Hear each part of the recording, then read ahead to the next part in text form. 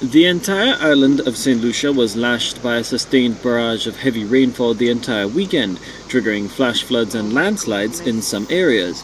The topsoil, already weakened by the continual torrent of tropical downpours, gave way in some locations. Low-lying areas prone to the overflow of a large amount of water were quickly submerged.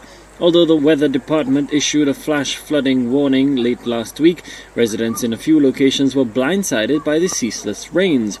Director of Met Services Andre Joye says the onslaught from the heavens was the teamwork of a tropical wave and a trough system. Over the weekend, we had on Friday the passage of a tropical wave, which was enhanced by an upper-level trough. The upper-level trough remained in position for Saturday and Sunday. So most of the rainfall was associated with that upper-level trough. On Friday, the tropical wave gave us 47.5 millimeters at Iranora Airport and 41.7 millimeters at George Charles Airport. But on the Saturday, we had 40.3 millimeters at Iranora and 72.3 millimeters at George Charles. So a lot more rainfall fell at George Charles on Saturday. And on Sunday, we only had 23.9 millimeters at Iranora and 26.2 millimeters at George Charles. According to Joye, while the brunt of the rainfall actually occurred on Saturday, October 31st, the attendant floods and landslides transpired a day later. What that says is that most of the rainfall fell either on Friday or Saturday, but most of the flooding took place on Sunday because the grounds were saturated over those 2 days, and the rain that fell on Sunday just ran off and caused flooding. The weekend's torrential battering coincided ironically with the 10th anniversary of one of the most devastating adverse weather systems in St. Lucia's history, Hurricane Thomas.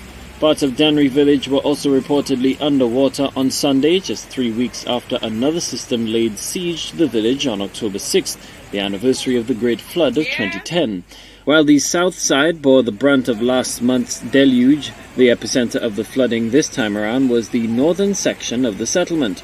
Prime Minister Alan Chasney, via his various social media platforms, appealed to St. Lucians at locations across the island to remain vigilant throughout the rainstorms. So far this weekend, we've not had any major reports of land slippages, but we've had some minor land slippages. And I want to ask all St. Lucians to continue to practice caution when they go out. The rains are due to continue into this evening, so please be careful when you go out and traveling. I want to also say to the residents of Dennery Village, I know how difficult it is every time that we have rains of the flooding you're having, but the project to build the drains has been approved, and we're hoping that work will commence very soon, so the flooding will become a thing of the past. Despite the severe weather, there were no reports of injuries, loss of life and severe damage. The National Emergency Management Organization was reportedly conducting an assessment in the aftermath of the passage of the weekend systems. Colby DeVoe, HTS News Force.